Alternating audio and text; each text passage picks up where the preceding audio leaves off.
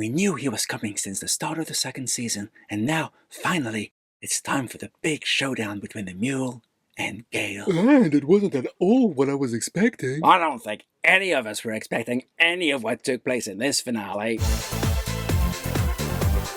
The story starts with Brother Dusk becoming Brother Darkness. The time for his vaporization is at hand. But this is one darkness that won't go quietly into the night. That's right, he has a plan.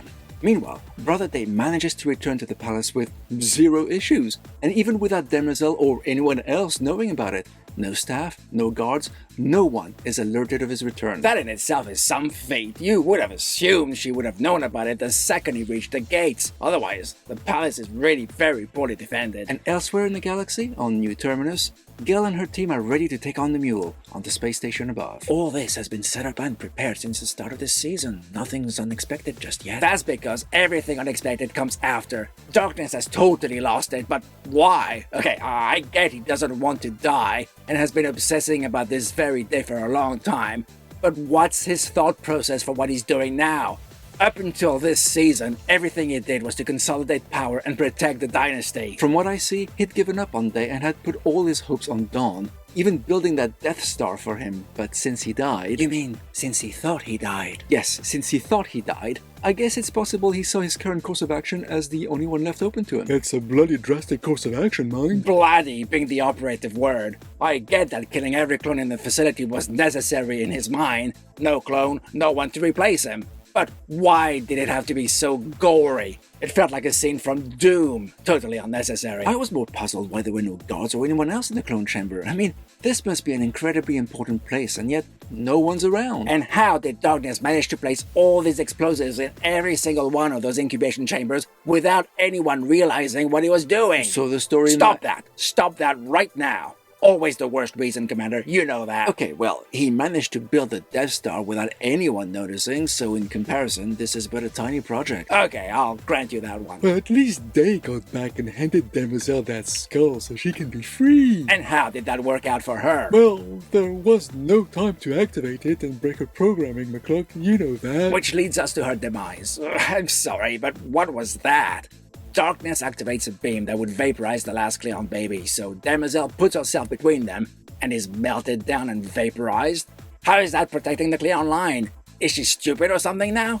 Okay, use your body to shield the baby, but push the baby away or something. Staying there would only make sure she'd be destroyed along with the baby. Which is what happened. Ridiculous. Meanwhile, Gale gets to the space station, finds the mule, fights with him, and... kills him? Just like that, with only half the episode done. That's because there was a twist. It was ridiculous, that's what it was. Okay, I know Harry told Gale the mule story didn't add up, but this? Where did that come from? How come the mule is suddenly not the mule, but Beta is? What? Well, we did wonder why her personality was different after she'd been captured by the fake mule. Yeah, okay, that was a tiny scene, but it doesn't gel. A lot of events took place far away from Beta, or while she was unconscious, so how does that work? Or does she and the fake mule have the same powers or something? It's a twist that was both unsatisfying and made zero sense at the same time. But that didn't stop Gale from defeating Beta, though. Somehow. How that happened wasn't quite clear. How did she manage to somehow alter Magnifico's music? When she tried to access his mind last episode, we saw that the fake mule was there right behind it. Yet somehow, now, behind the scenes, she changed all that.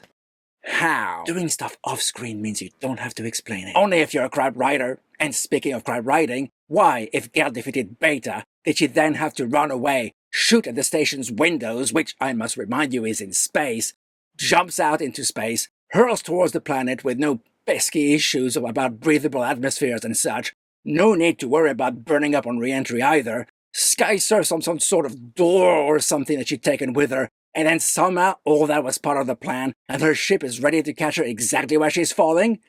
What? Can you get more ridiculous than that? Was it more ludicrous than the Season 2 finale? Damn straight it was. Give me a TARDIS vault any day over this insanity. And don't forget, she did all of that while being shot in the gut. Speaking of being shot in the gut, Day's quest ended up being totally pointless. You risk his life to try and get Demerzel her freedom for nothing, and then Darkness shoots him in the gut, which kills him. Gale's clearly made up of sturdier stuff. So Darkness is Empire now. Yes, When Gale said that in her vision, beyond the third crisis, she only saw darkness, I don't think anyone took it to mean the actual man. That's probably the only clever twist in this story, truth be told. But what happened to Dawn? We left him sitting on his bed, unable to walk. That's totally unresolved. And why did Gale have to run? What did we miss? And what happened to the rest of her team?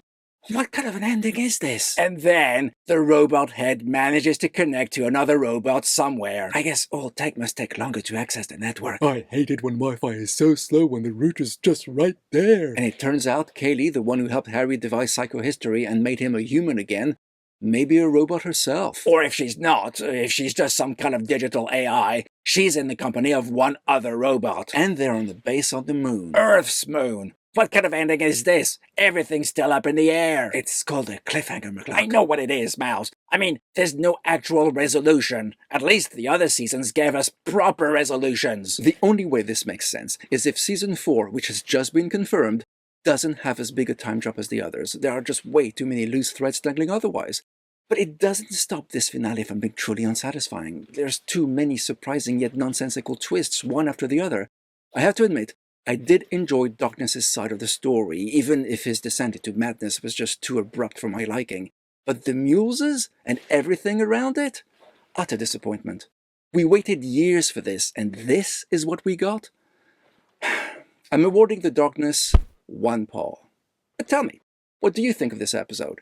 Share your thoughts in the comments, and if you like what we do, And how we do it. And you feel you'd like to help us out, please consider joining our Patreon. We'll leave a link to it down in the description. Thanks for watching. See you all next time, and until then, live long. It's game over, man. Game over!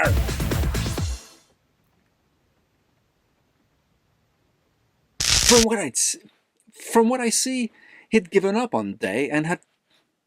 From what I see, he'd given up on Day and had...